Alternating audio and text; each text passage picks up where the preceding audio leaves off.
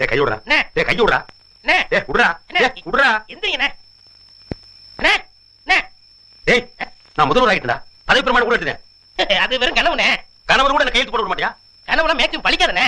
கனவு பலித்ததே, கனவு பலித்ததே அப்படின்னு பாட்டெல்லாம் பாடுறாங்க. அது சும்மா என்ன பலிக்காது. நான் உன்னை கேட்டா முதல்வர் பதவி இருக்கட்டா, முதலுக்கே மோசம் போட்டுருக்கு. என் நண்பா, என்ன நண்பி, இப்ப ஹாப்பியா?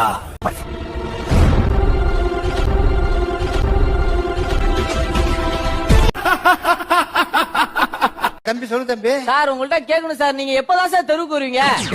என்னடா அது இல்ல சார், உங்க வீட்டு வாசல்ல ரொம்ப நாளா வெயிட் பண்றேன் சார், போட்டோ எடுக்கணும். நீங்க தெருவுக்கு வருவீங்க.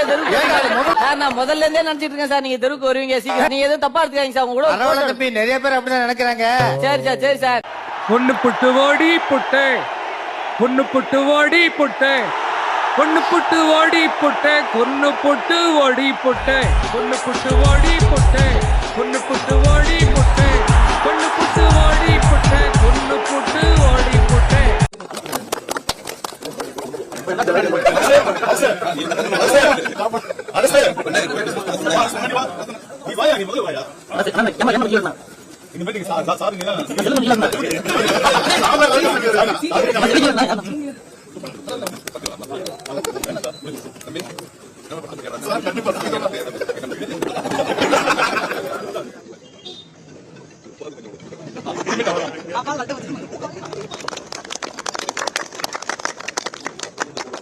பொண்ணு புட்டு ஓடி புட்டு, பொண்ணு புட்டு ஓடி புட்டு, பொண்ணு புட்டு ஓடி புட்டு, பொண்ணு புட்டு ஓடி புட்டு.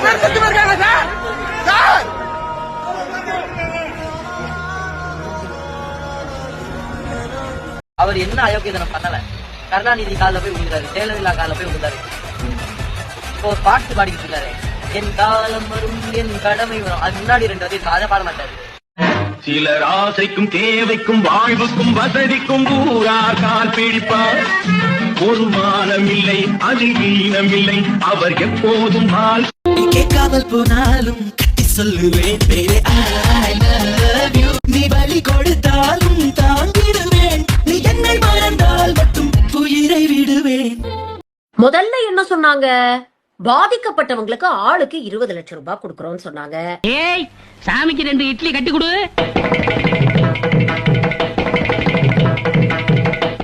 கலியுக கர்ணனே, நீங்க நல்லா இருக்கணும். உங்களை மாதிரி உள்ளவங்களால தான் இந்த நாட்டுல அப்பப்ப மழையே பெய்யுது. 10 நாளைக்கு அப்புறம் என்ன சொன்னாங்க? பாதிக்கப்பட்ட 41 குடும்பத்தையும் விஜய் தத்தெடுக்க போறாரு அப்படின்னு சொன்னாங்க. டேய், சாமிக்கு மெதுவடை மசாலா தோசை சேர்த்து கொடு. 5 நாளைக்கு அப்புறம் இப்ப என்ன சொல்றாங்க? பாதிக்கப்பட்ட குடும்பத்துக்கு மாசம் 5000 ரூபான்னு அடுத்த 20 வருஷத்துக்கு 12 லட்சம் ரூபாய் நாங்க கொடுக்க போறோம் அப்படின்னு சொல்றாங்க. வள்ளல் திலகமே, நீங்க 100 வருஷம் நல்லா இருக்கணும். டேய், சாமிக்கு வெண்பொங்கலும் கட்டி சட்னி சேர்த்து கொடு. ஆக மொத்தம் சொல்லிக்கிட்டே இருக்காங்களே தவிர இவங்க செஞ்ச மாதிரி எந்த அறிகுறியும் இல்ல.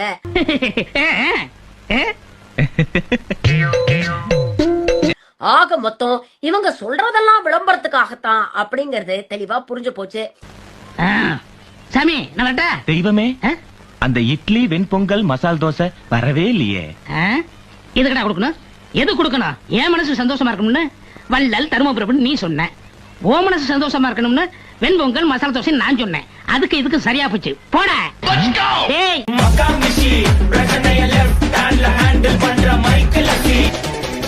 வந்துட்டாயா வந்துட்டாயா.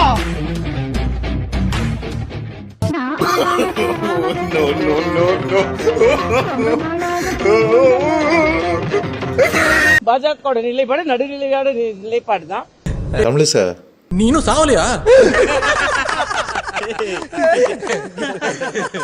சாவலையாவா? முதல்ல இருந்தே சொல்லிக் கொண்டு வருகிறோம், விஜய்க்கு அநீதி இழைக்கப்பட்டிருக்கிறது. இப்படி திடீர்னு நல்லவளா மாறிட்டேன்னா எங்களுக்கெல்லாம் டவுட் வரும்ல. கொஞ்சம் ஸ்லோவா ஸ்டெடியா. அனுமதி கொடுக்கப்பட்டதில் இருந்து ஒரு நிகழ்ச்சியை ஏற்பாடு செய்வதற்கான ஒரு இயல்பான ஒரு நோக்கத்தை எதிர்த்து எந்த இடம், இத்தனை மணிக்கு இத்தனை பேர் வருவாங்க, இப்படி எந்தவித ஒரு முழுமையான கவனம் செலுத்தாமல் அரசாங்கம் அநீதி இழைத்திருக்கிறது. உள்ளுக்குள்ள உறுத்தல பொறம்போ அப்படின்னு உங்க மனசாட்சி உங்களை பார்த்து கேள்வி கேட்காத மிஸ்டர் பார்த்தசாரதி. விஜய்க்கு மட்டும் அநீதி இழைக்கல, அவர்களை பார்க்க வந்த தொண்டர்களுக்கும் அநீதி இழைத்திருக்கிறார். இல்லையே, ஊருக்குள்ள வேற விதமா பேசி கேள்விப்பட்டனே. என்ன கேள்விப்பட்ட? இல்ல, நீங்க ஊருக்குள்ள ரொம்ப சில்லறத்தனம் பண்றீங்களா? இது நாம சொல்லல, உச்ச நீதிமன்றமே அதில் கருத்துக்களை சொல்லி இருக்கிறார்கள். என்னையா கட்சி இது? சுத்தமா உங்களுக்கு தலைமை பண்பே கிடையாதா? கட்டுப்பாடே இல்லாம ஒரு கலவரம் மாதிரி பரப்புரை நடத்தி வச்சிருக்கீங்க. சம்பவம் நடந்த அப்புறம் ஏன் அங்கிருந்து உடனே அதை சொல்லுங்க. இது என்ன பிரமாதம்? இது விட பெசலைட் ஒண்ணு இருக்கு. மேக்ஸிமம் உங்ககிட்ட இருந்து வர பதில் நடக்க கூடாதது நடந்துருச்சுமா, சாரிமா, அவ்வளவுதானே. நீ பெல் அடிச்சு விளையாடுறதுக்கு ஏன் வீடுதான் நீங்க 10,000 பேர்னு சொன்ன உடனே நீங்க ஒரு கோடு போட்டு 10,000 தான் வருவேன் சொல்ல முடியாது. நான் அட்மினிஸ்ட்ரேஷன்ல இருந்திருக்கேன். மேனேஜரா உன்னையவா மேனேஜரா வச்சிருக்காங்க? ஏன்னா அப்படி கேக்குற? இல்லப்பா, மேனேஜர் முஞ்சி உனக்கு இல்ல. ஏன் முதலமைச்சருக்கு இவ்வளவு கோபம் வருகிறது? கூட்டம் நடத்த அனுமதி கோரி கொடுத்த கடிதத்தில் மாலை 3 மணி முதல் இரவு 10 மணி வரை என்று குறிப்பிட்டிருந்தார்கள். ஆனால் செய்தியாளர் சந்திப்பு மற்றும் சமூக ஊடகங்களில் மதியம் 12 மணிக்கு கட்சித் தலைவர் கரூர் வருவதாக அக்கட்சியின் பொதுச் செயலாளர் தெரிவித்திருந்தார். இதனால் கரூரில் காலை முதலே மக்கள் வர தொடங்கிவிட்டனர். அறிவிக்கப்பட்ட 12 மணி கடந்து 7 மணி நேரம் கழித்துதான் வந்தார். இந்த காலதாமதம் கூட்ட நெரிசலுக்கு முக்கிய காரணமாக அமைந்தது. இது குத்தமான குத்தமே கிடையாது. கூட்ட ஏற்பாட்டாளர்கள் சில முக்கியமான ஏற்பாடுகளை செய்ய வேண்டும். அவை அன்றைய தினம் கரூரில் செய்யப்படவில்லை. மன்னிக்கிற மனோபாவம் பெருங்களையா, அப்பதான் மனித சமுதாயம் உயரும். அது மனுஷங்களுக்குப்பா, ஒன்ன மாதிரி அனிமல்ஸுக்கு இல்ல. காலை முதல் காத்திருந்த மக்களுக்கு போதிய குடிநீர் இல்லை. உணவு வழங்க எந்த விதமான ஏற்பாடுகளும் நிகழ்ச்சியை ஏற்பாடு செய்தவர்களால் செய்யப்படவில்லை. இயற்கை பாதைகளை கழிக்க பெண்களால் வெளியில் செல்ல முடியவில்லை. உனக்கெல்லாம் மானம், சூடு, சோரணா, ஈனம் எதுவுமே கிடையாதா? சோறுதானே திங்கிற? காவல்துறையும் சரி, அரசு அதிகாரிகளும் சரி, இதுல அரசு அதிகாரிகளை அப்படியே காப்பாற்றுவதற்காக, தங்கள் கட்சியை சார்ந்தவரை காப்பாற்றுவதற்காக முற்றிலுமாக ஒரு நிகழ்வை தவறாக முன்னிறுத்துகிறார் முதல்வர் அவர்கள். கடுமையான கண்டனத்திற்குரியது. காவல்துறையை பொறுத்தவரை வழக்கமாக அரசியல் பரப்புரை கூட்டங்களுக்கு வழங்கப்படும் பாதுகாப்பு காவலர் எண்ணிக்கையை விட அதிகமாகவே வழங்கப்பட்டிருந்தது. பொதுக்கூட்ட நிகழ்ச்சி ஏற்பாட்டாளர்களால் 10,000 பேர் வருவார்கள் என்று தெரிவிக்கப்பட்ட நிலையில் அதைவிட அதிகமாக கூட்டம் வரும் என்று எதிர்பார்த்து கூடுதல் பாதுகாப்பு ஏற்பாடுகள் செய்யப்பட்டன. புரியலையே. சொல்றேன்ப்பா. அன்றைய தினம் பாதுகாப்பு பணிக்காக அதிகாரிகள் மற்றும் காவலர்கள் என மொத்தம் 606 பேர் ஈடுபடுத்தப்பட்டிருந்தனர். சம்பவம் நடந்த அதே வேலுசாமிபுரத்தில் இதற்கு 2 தினங்களுக்கு முன்பாக மாண்புமிகு எதிர்க்கட்சித் தலைவர் அவர்கள் கலந்து கொண்ட பரப்புரை நிகழ்ச்சி நடந்துள்ளது. அதில் சுமார் 12,000 முதல் 15,000 பேர் பங்கேற்றிருக்கிறார்கள். அந்த பரப்புரை கூட்டத்திற்கு சுமார் 137 காவலர்களும் 30 ஊர்காவல் படையினரும் பாதுகாப்பு பணியில் ஈடுபட்டிருந்தனர் என்பதை குறிப்பிட விரும்புகிறேன். ஆனால் அதற்கு நேர்மாறாக இந்த கட்சியினுடைய நிகழ்ச்சி நடந்துள்ளது. கரூர் மாவட்ட எல்லை தவிட்டுப்பாளையம் சோதனைச்சாவடி நிகழ்ச்சிக்கு பின் கேரவன் வாகனத்தை பின்தொடர்ந்து பெருவாரியான ரசிகர்களும் கட்சியினரும் நிகழ்ச்சி நடைபெறும் இடத்திற்கு வந்து கொண்டிருந்தனர். நிகழ்ச்சி நடைபெறும் பகுதியில் கூட்டம் அதிகமாக இருந்ததாலும் பிரச்சார வாகனத்தின் பின்னால் ஏராளமானோர் வந்ததாலும் கரூர் நகர உட்கோட்ட காவல்துறை கண்காணிப்பாளர் அவர்கள் பிரச்சார வாகனத்தில் இருந்த ஏற்பாட்டாளர்களை அக்ஷயா மருத்துவமனை அருகே நிறுத்தி கூட்டத்தில் உரையாற்றுமாறு அறிவுறுத்தி இருக்கிறார்கள். அதற்கு நிகழ்ச்சி ஏற்பாட்டாளர்கள் முன்பே அனுமதிக்கப்பட்ட இடத்தில் தான் பேசுவோம் என்று பிடிவாதமாக தொடர்ந்து முன்னேறி சென்றனர். எல்லாவற்றிற்கும் அரசாங்கம் பொறுப்பேற்க வேண்டும். காவல்துறையின் வழிமுறைகளை மீறி வாகனம் அக்ஷயா மருத்துவமனையிலிருந்து 30-35 மீட்டர் தூரம் சென்றபோது இருபுறமும் இருந்த கூட்டத்தினரையே இது நிலைகுலைய செய்தது. இதனால் கூட்டத்தில் பல இடங்களில் அலைமோதல் ஏற்பட்டிருக்கிறது. கூட்டத்தில் இருந்த பெண்கள் மற்றும் குழந்தைகள் மத்தியில பீதி, மூச்சு திணறல், மயக்கம் மற்றும் நெரிசல் ஏற்பட்டது. பலரும் கீழே விழுந்து மிதிப்பட்டிருக்கிறார்கள். கூட்டத்தின் ஒரு பகுதியினர் ஜெனரேட்டர் பகுதிக்குள் நுழைந்து தகர கொட்டகையை அகற்றியும் வெளியேற முயற்சி செய்திருக்கிறார்கள்.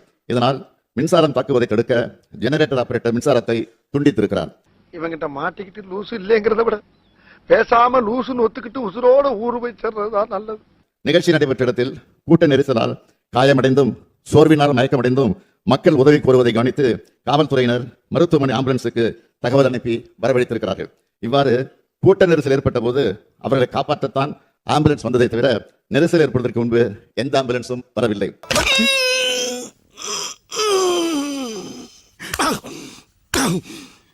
இவன் ஒருத்தன் அமுக்கிற இடத்திலேயே அமுக்கி கையை கலட்டிடுவான் போல் இருக்கு.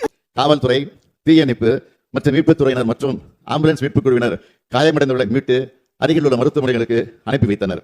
மீட்பு பணிகளில் முழுவீச்சு நடைபெற்றுக் கொண்டிருக்கும் போது தாவேகா கட்சியினர் 2 ஆம்புலன்ஸ் ஓட்டுநரை தாக்கி ஆம்புலன்ஸ் வாகனத்தை சேதப்படுத்தி இருக்கிறார்கள். இதனால் மீட்பு பணிகள் தடைப்பட்டன. ஆஹா சூனா போனா ஒவ்வொருத்தர் இருக்க வேகத்தை பார்த்தோம்னா அவன் அருமை வறுமைக்கு ஆபத்து வந்துடும் போல் இருக்கடா. ரொம்ப கவனமா டீல் பண்ணி ஆட்டத்தை கலைச்சிடுறாசா. மொத்தத்தில் இதுல இருந்து நம்ம புரிஞ்சுக்க வேண்டியது, ஒரு பெரும்பான்மை கூட்டத்தை சேர்க்கக்கூடிய ஒரு மனிதனுக்கு சரியான வழிகாட்டுதல் இல்லை, அவருக்கும் தெளிவான பார்வை இல்லை. அதை சரி செஞ்சுக்கிட்டா அந்த பிரச்சனைக்கு வேலை இல்லை, அவங்கவுங்க நம்ம வேலையை பார்க்கலாம். ஆப்பு வெச்சிட்டாலே ஆப்பு. பணக்கார அரசியல்வாதி சொன்னீங்க, உதயநிதி ஸ்டாலின் வந்து பணக்கார அரசியல்வாதியா ஏழை அரசியல்வாதியா? சார், உதயநிதி திடீர்னு ஒரு நாள் அரசியலுக்கு வரல சார். அவங்க தாத்தா காலத்துல இருந்து இருக்காரு சார். அவரை போய் நீங்க அவர் அரசியல் குடும்பத்தில் தான் வந்திருக்காரு. அதை நம்ம அப்படிலாம் நீங்க விமர்சனம் பண்ண வேண்டியதில்லை. உதயநிதி செய்யற தவற சுட்டி காட்டுங்கன்னு சொல்றேன் நான். உனக்கு வேணும்டா, உனக்கு இது வேணும் இந்த வேணும், உன் புத்திய செருப்பாலேயே அடிக்கணும்டா. நான் பணக்காரர்கள் அரசியலுக்கு வர நிறைய பேர் வந்திருக்காங்க. அமெரிக்காவிலே இன்னைக்கு ஒரு பணக்காரன் தான் அதிபராக வந்து உட்கார்ந்துருக்காரு. ஆனால் நீ அடிப்படையாக மக்களுடைய தேவையை புரியணுமா இல்லையா? கரெக்டா சொல்றானே. இது அப்படியே ஊருக்குள்ள தண்டாரப்பட சொல்லுங்கடா, நல்லா இருக்கும். மாநிலத்தோட முதல்வராக இருக்கக்கூடிய அவர் ஸ்டாலின் அவர்களை நான் பார்க்கும் பொழுது பல முறை நான் விமான நிலையத்தில் சந்திச்சிருக்கேன். சின்ன ஃப்ளைட்டில் மக்களோட பயணிக்கிறாரு. ஆனால் நீங்கள் தனி விமானத்தில் பயணிக்கிறீங்க. அதுதான் சிக்கல் தொடங்குது. சார், நான் கேட்குறது, பொது வெளியில் நீங்கள் ஒரு பெண் கிட்ட போயிட்டு ரேண்டமாக நீங்கள் வந்து இந்த மற்ற கட்சிகளோட கூட்டத்துக்கு போனால் சேஃபாக ஃபீல் பண்ணுறீங்களா, இல்லை தாவேக்காவோட கூட்டத்துக்கு போனால் சேஃபாக ஃபீல் பண்ணுறீங்களான்னு கேட்டால், பெரும்பான்மையாக இன்னைக்கு இருக்கிற பெண்கள் வயசு ஆன்டிஸ்லேருந்து யங் காலேஜ் கேர்ள்ஸ் வரைக்கும் வந்துட்டு டிவி க்ரௌட்னா வந்து நம்ம பசங்க நம்ம எல்லாம் ரொம்ப சேஃபாக பார்த்துப்பாங்க, சேஃபாக விட்டுருவாங்க என்ற கருத்து இருக்கு. என்னடா சின்ன பிள்ளைத்தனமா இருக்கு. அட நாரப்ப எழுகிறா. தண்ணி பாட்டில் இதெல்லாம் வாங்கலாம்னு சொல்லி நாங்க கூட்டத்துக்கு வந்தோம். வந்த வாட்டி பர்ஸ் அடிச்சிட்டாங்க. பர்ஸ்ல வந்து ஏடிஎம் கார்டு, 3000 ரூபாய் பணம், அப்புறம் எங்களுது போன ஒரு ஹாஃப் அன் ஹவர்ல அப்படியே அடிச்சுக்கிட்டே இருக்காங்க. மொபைல் காணோம், ஒரு அண்ணாவது 9000 பணம் காணோம். ஓகே, இங்க இருக்கவங்க கிட்ட இன்ஃபார்ம் பண்ணீங்களா? அந்த மாதிரி பண்ணீங்கன்னா இப்ப அவங்க நான் நிறுத்த சொன்னேன், அவங்க நிறுத்தவே இல்ல. அவங்க பாட்டுக்கு பேசிட்டு அவங்க குடுத்துக்கிட்டே தான் இருக்காங்க. நாங்க என்ன பண்றேன்னு தெரியல இப்போ. ஐயோ. ஓகே, போலீஸ் இன்ஃபார்ம் பண்ணாங்கன்னா பண்ணதுக்கு இது கட்சிக்காரங்க அங்க பாத்துக்கிறாங்க, போலீஸ்காரங்க நாங்க அங்க போறது இல்ல அப்படின்னு சொல்லிட்டாங்க. இதுமே தெஃப்ட் நடக்குதுன்னா அது வந்து போலீஸ் தானே கண்டிப்பா ரெஸ்பான்சிபிள் ஆகணும். அவங்க தான் பார்க்கணும் கண்டிப்பா. நாங்க அவங்க கிட்ட கேட்டதுக்கு அவங்க என்ன சொன்னாங்கன்னா, போலீஸ்காரங்க கூப்பிட்டா அவங்க வரலன்னு சொல்ற மாதிரி சொல்றாங்க. ஆனா என்னன்னு தெரியலங்க. அதுதாங்க நான் இவ்வளவு நேரம் நான் கத்துறேங்கன்னா யாருமே கண்டுக்காம இருக்காங்க. நீங்க எதுக்கு சிரிக்கிறீங்கன்னு எனக்கு தெரியுது. இவ்வளவு நேரம் நான் லைன் கட்டி கொடுங்க, இது மாதிரி இஷ்யூ ஆயிட்டு இருக்குன்னு சொல்றேன், அதுவும் யாரும் கண்டுக்க மாட்டேங்கிறாங்க. அப்படியே தான் கொடுத்துட்டு இருக்காங்க. இன்னும் அப்படியே தான் நடக்குது, நீங்க பாருங்க. அதான் பின்னாடி வந்து அந்த கூட்டம் அப்படியே தான் இருக்கு. எங்களது காணாம போய் அப்படியே 10 நிமிஷத்துலயே மொபைல் காசு எல்லாமே அப்படியே அட்டன் டைம்ல 5 பேருக்கு காணாம போயிடுச்சு. கொஞ்சம் ஓவரா தான் போய்கிட்டு இருக்க. நீ ஏதாச்சும் ஒரு பக்கம் ஆட்டு, ஒண்ணு இப்படி ஆட்டு இல்லன்னா அப்படி ஆட்டு, எல்லா பக்கம் ஆட்டுனா எப்படி புரியும்? எப்பயாச்சும் இருக்கக்கூடாது. எப்பயுமே அந்த பழக்கம் உனக்கு இருக்க கூடாது. ஏடிஎம்கே விட்டுருங்க, அது ஆல்ரெடி காலை நக்கிருச்சு. இப்ப அடுத்து இவரை வந்து குனியை வச்சு காலை நக்க வைக்கிறதுக்கான வேலையை பாக்குறாங்க. அதுக்கு இவரு உடன்பட்டு தான் போறாரு. ஹாய் வணக்கம் மக்களே. தாய் மாமான்னு சொல்லி நம்பி வந்தவங்களை அம்போன்னு விட்டுட்டு கொள்கை எதிரின்னு சொன்ன பாஜக கிட்ட அடிமையான ஒரு கட்சியோட தலைவர் தான் இன்னைக்கு நம்மளோட சீஃப் கெஸ்ட். வணக்கம் ஐயா. வணக்கம். திராவிடம் தமிழ் தேசியம் ரெண்டுமே கண்ணு உளறி கட்டுப்பாடு இல்லாத அனல்களுக்கு தலைவனா இருக்கிற விஜய் கிட்ட இங்க இருக்கிற மக்களுக்கு சில கேள்விகள் இருக்கு. அதுக்கு பதில் சொல்லுங்க bro. It's a golden opportunity. வெறிக்கெல்லாம் விளையாடுறதுக்கு வாய்ப்பு கிடைச்சிருக்குறா சௌரி. பின்னி பெடலறா. தாவேக்கான கட்சி ஆரம்பிச்சு இப்படி பாஜக கால்ல விளையாடுறதுக்கு முதல்லயே பாஜகல சேர்ந்திருக்கலாமே. எல்லாமே விதி நினைச்சு வாழ்ந்துட்டு இருக்கிற இந்த மக்களோட தலைவிதியவே மாத்த போறவன் நீ. I think you are a man of destiny. பாஜகவை கொள்கை எதிரின்னு சொல்லிட்டு இப்படி அவசரப்பட்டு பாஜகவோட கைப்பாவையா மாறிட்டீங்களே. மாட்னாடா மானஸ்த. நம்மளுடைய ஒரே கொள்கை எதிரி பாஜக தான். மூஞ்சிக்கு முன்னால புகழாத, அது எனக்கு பிடிக்காது. பாஸ், நீங்க ஒரு வில்லேஜ் விஞ்ஞானி பாஸ். மேடைக்கு மேடை கொள்கை எதிரின்னு பேசிட்டு இப்போ கட்சியை பாஜகவுக்கு அடக வச்சிட்டீங்களே ப்ரோ. உனக்கு வேணும்டா, உனக்கு இது வேணும் இந்த வேணும், உன் புத்திய செருப்பாலேயே அடிக்கணும்டா. பாஜகவை கொள்கை எதிரின்னு கூவிட்டு இருந்தீங்களே, இப்ப கொள்கை எதிரி கூட மண்டி போடுற நிலைமை வந்துருச்சு. நான் குமார் அவசரப்பட்டிய பெரியார் காமராசர் படத்தை தூக்கிட்டு சாவர்கர் கோல்வால்கர் படங்களை ஆபீஸ்ல வைக்க போறீங்களா ப்ரோ? நீ கேட்ட ஒவ்வொரு கேள்வி என்ன செருப்பால அடிச்ச மாதிரி இருக்குடா. மாதிரி இல்ல, உண்மையிலே செருப்பால தான் அடிச்சேன். சரி, ஃபீல் பண்ணாத.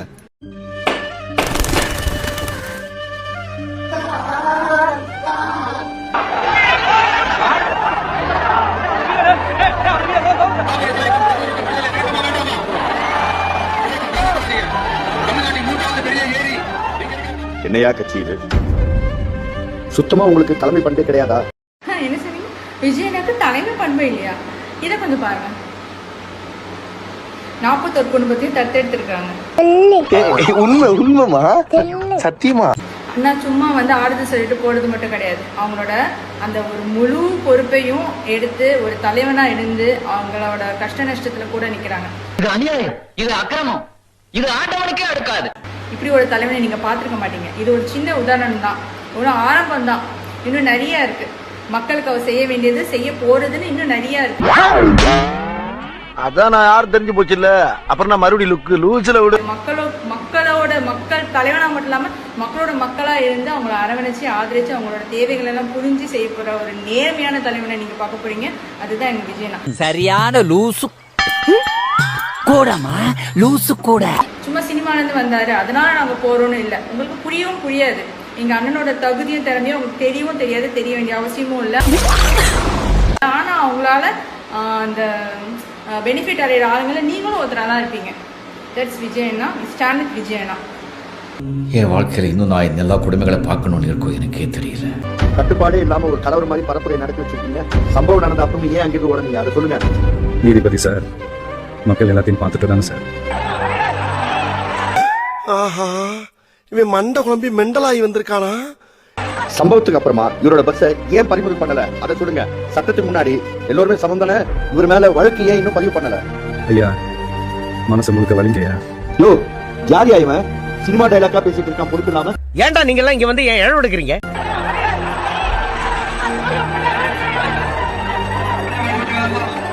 என்ன பண்ணி வச்சிருக்கீங்க பாத்தீங்களா? குறைஞ்சபட்சம் பொறுப்பு கூட கிடையாதா உங்களுக்கு? இந்த நிகழ்ச்சியை நடத்த எப்படி அனுமதி கொடுத்தீங்க? அரசு இதுக்கு கருணை காட்டுதா? வன்முறையை தூண்டுற அளவுக்கு ஒருத்தர் பதிவு போடுற வரைக்கும் என்ன பண்ணிட்டு இருந்தீங்க? நடக்கக்கூடாது நடந்துருச்சு சார். இவருதான் மானஸ்தன். வணக்கம். மானஸ்தனா? மூஞ்சி பார்த்தா அப்படி தெரியலையே. சரிப்பட்டு வராது. உடனடியா என்ன நடவடிக்கை எடுக்கணுமோ அதை எடுங்க. இந்த மாதிரியான மேன்மேட் டிசாஸ்டர் நீதிமன்றம் ஒருபோதும் வேடிக்கை பார்த்துட்டு இருக்காது. அது எந்த ஏதுன்னு கொஞ்சம் பார்த்து முடிச்சு விடுங்கப்பா, அப்புறம் பார்க்கலாம். குமார், இனிமே உனக்கு ஒரு பிரச்சனையும் வராது. ஆளுங்கட்சி ஆளுங்க கூட கிட்ட வர மாட்டாங்க. அப்படியே ஏதாவது பிரச்சனைனா கட்சி பின்னால நிக்கும். உன்னை இனிமே கைது பண்ணா தமிழ்நாடு முழுக்க போராட்டம் வெடிக்கும், மறியல் நடக்கும். போதுமா? கால்ல விழு. ஆகட்டும். போக்குமாரு, இதான் முதப்படி. அப்படியே படிப்படியா ஏறி எங்கேயோ போற. விடா வண்டியா பணி இருக்கு.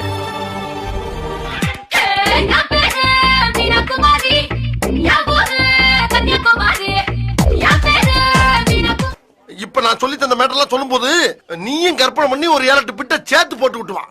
நீ போடுற பிட்டு கடல்ல நங்கூரம் போட்ட மாதிரி நச்சுன்னு பொருதணும். இப்ப பாருங்கண்ணா விஜய் ஆள பிறந்தவர் அப்படின்ற மாதிரி சொல்லிருந்தீங்க. எப்போ ஆள போறாரு? எனக்கு தெரிஞ்சு எனி டைம் ஃப்ரம் டிசம்பர். ஓ, 2026ல எதிர்பார்க்கலாம். இந்த 25 டிசம்பர்ல இருந்து any time next election he is the CM. நல்லா இருக்க. ஒரு பெர்சன்டேஜ் சொல்ல முடியுமா சார்? இந்த பெர்சன்டேஜ்ல அவர் ஜெயிச்சிருவாரு. எனக்கு தெரிஞ்சு above 50% ஓட்டு. இதெல்லாம் என்ன நியாயம்? அநியாயமா இல்ல? எல்லாம் உங்களுக்கு அடுக்குமா? இந்த ஸ்டாம்ப்ல 41 பேர் இறந்துறாங்க இந்த கூட்ட நெரிசல்ல. இன்னைக்கு சைனா நியூஸ் பேப்பர்ஸ்ல அதெல்லாம் ஃபிளாஷ் ஆயிருக்கு. அது எனக்கு பைத்தியம் பிடிச்சு போச்சு. நான் லூசு. எல்லாரோட கவனம் நீங்க நினைக்கிற மாதிரி இந்த நடிகர் போய் பார்த்து இத்தனை பேர் செத்து போயிட்டான்னு இருக்காது. எப்படி இருக்குன்னா, நடிகரை போய் இவ்வளவு பேர் பார்த்தாங்களா? இந்த ஈன பொழப்புக்கு பேசாம எங்கயாவது போய் மரணம் நடக்கிற அந்த தருவாய் வரைக்கும் அந்த இடத்துல அவங்க இருந்திருக்காங்க. சோ அவ்வளவு கிரேஸ் இருந்துச்சான் தான் எல்லாம் யோசிப்பாங்க. வர வச்சு கொண்டுட்டாங்க யாரும் நினைக்க மாட்டாங்க. உனக்கு என்னப்பா, நீ பைத்தியம், நீ என்ன வேணாலும் சொல்லுவ, நாங்க எப்படியா? 2026ல அப்ப இவர் தனித்து தான் இருப்பாரு. இவர் கூட யாரும் இருக்க மாட்டாங்க. கூட சேருவாங்க கண்டிப்பா. நிறைய கூட்டணி வந்து சேரும். ஓகே, யார் வேணாலும் வரலாம். ஈவன் வந்து காங்கிரஸ் கூட வந்துக்கலாம். அவர் எந்த மத சார்புக்கும் போக மாட்டார், கிறிஸ்டினிட்டிக்கும் போக மாட்டாரு. எல்லாத்துக்கும் பொதுவாக இருக்கிற ஆள் எப்படி போய் ஆர்எஸ்எஸ் பிஜேபி சேருவார்? சோ அதுக்கு வாய்ப்பே இல்ல. நெவர். இவனுக்கு முகரக்கட்டையெல்லாம் பார்த்தாக்க அவ்வளவு நல்லவனுங்க மாதிரி தெரியலையா? விஜய் இந்த பேட் டைம் டிசம்பர்ல கிராஸ் பண்ணிடுவார். நிஜமாவா? ஜனவரி 31க்கு முன்னால. அப்ப அந்த இன்டர்வியூ நான் போல்டா உங்களுக்கு கொடுக்குறேன். ஜனவரி 31 நீங்க என்னை கூப்பிடுங்க. அதற்கு முன்னால இவர் தான் நெக்ஸ்ட் சீஃப் மினிஸ்டர் உறுதியாயிரும். ரொம்ப நன்றிங்கய்யா, நீங்க நல்லா இருக்கணும். ஆமா, நீங்க யாரு? ஷார்ட் டைம்ல எப்படி சார் நெக்ஸ்ட் சீஃப் அளவுக்கு நீங்க மக்களுடைய மென்டாலிட்டி மாறிடும். கேட்டுக்க எப்படி மாறுனா, நீங்க ஒரு சைக்காலஜி புக் வாங்கி படிச்சுப்பார். ஹிட்லரை ஏன் ஜெயிக்க முடியல தெரியுங்களாங்க? நிறைய பேர் ஹிட்லர் நினைச்சிட்டு இருக்கிறான். ஹிட்லரால் வதையப்படுறான். லட்சக்கணக்கான யூதர்கள் கொல்லப்படுறாங்க. சமூகம் எல்லா பக்கம் பரவுது. ஹிட்லர் உலகத்தையே அழிச்சிருவாருன்னு பயப்படுறாங்க. அந்த பயம் அவர் இந்நேரம் நினைக்க வைக்குது. பல பேர் நினைக்கிற ஆட்களுக்கு நம்முடைய மனசக்தி அங்க போயிடும். இந்த மாதிரி எல்லாம் பேச சொல்லி யாரா சொல்லி கொடுக்குறா? என் மூளைனே. இந்நேரம் பிரபு ஒரு 10 பேர் பிரபு நினைக்கிறாங்களா, அந்த 10 பேர் எனர்ஜி உங்களுக்கு கிடைச்சிரும். இன்னைக்கு இந்த இன்சிடென்ட்னால ஒரு 500 கோடி பேர் நீங்க வந்து விஜய் சார் நினைச்சிருப்பாங்க. நாளைக்கு ஈவினிங் இத பத்தி ஹோம் மினிஸ்டர் நான் பேசுறேன். அண்ணா புசினா இன்னும் சோகமா? ஆமா தலைவரே. புசினா வா போலாம். ஒரே அசிங்கமா இருக்கு தலைவர்ல. இதெல்லாம் பார்த்தா கட்சி நடத்த முடியுமா? வா போலாம். போகலாம் போகலாம்.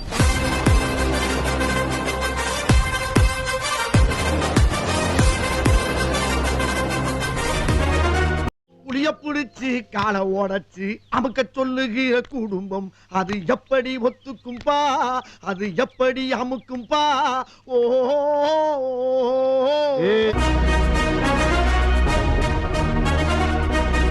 ஏன்பா நம்ம தலைவரே அடிமை வாழ்க்கை தான் வாழ்ந்துட்டு இருக்காரு. இதுல அவருக்கே இப்ப அடிமை கிடைச்சிருக்காங்க. அட ஆமாப்பா, அடிமைக்கே அடிமையா இருக்கிறத நான் இப்பதான் பாக்குறேன். இந்த அணிஸ் இவ்வளவு மட்டமான நிலைமைக்கு வருவாங்கன்னு கொஞ்சம் கூட எதிர்பார்க்கல. போடுங்கம்மா ஓட்டு ரெட்டல சின்னத்தை பார்த்து, போடுங்கம்மா ஓட்டு ரெட்டல சின்னத்தை பார்த்து. இப்ப நான் அவரை வந்து திரையில ரசிப்பேன், ஆனா வந்து தலையில வந்து நான் அவரை வந்து பின்பற்ற மாட்டேன். பிஜேபி கிட்ட போற மாதிரி இருந்தா யாரும் ஏத்துக்க மாட்டாங்க, மக்கள் ஏத்துக்க மாட்டாங்க. நாங்க ஏத்துக்க மாட்டோங்க. இந்த பக்கம் மாறி அந்த பக்கம் மாறி போறது எங்களுக்கு பிடிக்காது. என்ன தத்துவம், என்ன தத்துவம். நான் ஒன்னே ஒன்று சொல்றேன். இந்த கரூர் இப்ப எப்படி இருக்குன்னா, ஒரு நேரத்துல மதுரைக்குள்ள போனா வந்து காலை வெட்டுவோன்னு சொல்லுவாங்க. எந்த அரசியல் கட்சி தர வரும்? மதுரை அழகிரி அண்ணன் வந்து கோட்டைன்னு சொல்லுவாங்க. ஒரு ரவுடித்தனம் அரசியல் பண்ணுவாங்க. ஆனா அதெல்லாம் மீறி இன்னைக்கு அழகிரி அண்ணன் இங்க அரசியலே இல்ல. அந்த மாதிரி கரூர் கிளீன் பண்ணப்படும். எங்க தலைவர் முதலமைச்சர் ஆகும் போது அப்படியே இந்த கைத்த கழுத்துல மாட்டிக்கிட்டு எங்காவது புளிய மரம் இருந்தா போய் தொங்கு, இந்த ஊரே சேஃப்டி ஆகிடும். ஒட்டு மொத்தமா யார் யார் தவறு செய்தார்களோ அவங்கள வந்து நாங்க தேடி கண்டுபிடிப்போம். பிளஸ் இன்னைக்கு வந்து ஆணையம் அமைச்சிருக்கிறோம். அந்த ஆணையத்துல நாங்க வந்து எல்லா விதமான பதிவுகளையும் பதிவு செய்வோம். உண்மை வெளிவரும். அந்த விளையாட்டுல போகவே இல்லப்பா. 16 நாளா உட்கார்ந்து காரியம் பண்ணிருக்காப்ல. என்ன காரியம்? என்னென்ன காரியம் பண்ணணுமோ, இதுக்கு மேல விஜய் எழுத்து தேரெழுத்து தெருவில் விடுறதுக்கு என்ன காரியம் பண்ணணுமோ, இவன் ஒருத்தன் அமுக்கிற இடத்துலயே அமுக்கி கைய கலட்டிடுவான் போல் இருக்கு. விஜய் எந்த நோக்கத்துக்காக கட்சி ஆரம்பிச்சாரோ அந்த நோக்கத்தை பூரா சதிச்சு, யார கொள்கை எதிரின்னு சொன்னாரோ அந்த கொள்கை எதிரி கூடிய கூட்டணி வைக்க, இல்ல இந்த கொள்கை எதிரியுடைய சமரசம் வைக்க, கொள்கை எதிரிக்கே போனை போட்டு பேசி 2 முறை போன் பண்ணி பேசி, கொள்கையினுடைய மைக் 1 மைக் 2 ரெண்டுமே சப்போர்ட் பண்ண சொல்லி ஒட்டுமொத்த RSS பிஜேபி எல்லாம் களத்தில் இறங்கி விஜய்க்கு நிக்குது. அப்படின்னா இது எல்லா வேலையும் பார்த்தது, வேலைனா மீன்ஸ் காரியம் பார்த்தது இந்த ஆரோஜனா. 16 நாள் காரியம், 16 நாளும் இவர் காரியம் பண்ணது விஜய் கிட்ட. நான் குமார் அவசரப்பட்டிய ஜனங்க காலில் ஒழுகிறத தவிர வேற வழியே கிடையாது. 2 பேருக்கு நடுவுலதான் போட்டியே. ஒன்னு டிவிக்கு, இன்னொன்னு டிஎம்கே. திமுகவா பாஜகவா தான் சவால். 2 கட்சிக்கு இடையிலே தான் போட்டி இருக்கு. அது எந்த கட்சி என்பது நாட்டு மக்களுக்கு முழுமையாக தெரியும்.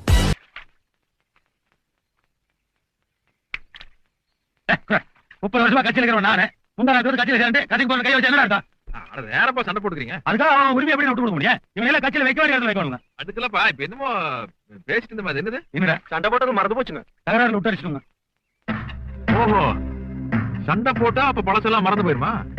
அப்ப ஜனங்களுக்குள்ள நாமளே சண்டையை மூட்டி விட்டோம்னா நாம செஞ்ச தப்பையெல்லாம் ஜனங்க மறந்துடுவானுங்க, நம்மளுக்கு ஓட்டு போட்டுருவானுங்க. ஐயா, இந்த மாதிரி நன்றியை செந்தில் அண்ணனுக்கு தான் ஃபர்ஸ்ட் சொல்லலாம். ஏன்னா உயிரிழப்பை தடுத்து இருக்காரு. வந்துட்டாங்க. கூடுதலா நாமக்கல் மற்றும் சேலத்துல இருந்து கூடுதல் மருத்துவர்கள் இப்ப வந்துகிட்டு இருக்காங்க. தேவையான அளவுக்கு மருத்துவ மாத்திரைகள் உபகரணங்கள் எல்லாமே இருக்கு. மருத்துவர்களும் இருக்காங்க. பாதிக்கப்பட்டவங்களுக்கு தகுந்த சிகிச்சை மிக வேகமாக வழங்கப்பட்டு வருகின்றன. செந்தில் பாலாஜி வந்ததுனால 41ஓட நிறுத்தப்பட்டு. முன்னாள் அமைச்சர் செந்தில் பாலாஜி சதி திட்டம்லாம் தீட்டி இருக்க வாய்ப்பு இல்லை. ஏன்னா அவரை எனக்கு பல ஆண்டுகளாக தெரியும். விட்டதுனால அவர் மேல நான் குரோத எண்ணத்தோடையோ இல்ல காழ்ப்புணர்ச்சியோட பேசினா அது மனித தன்மையாக இருக்காது.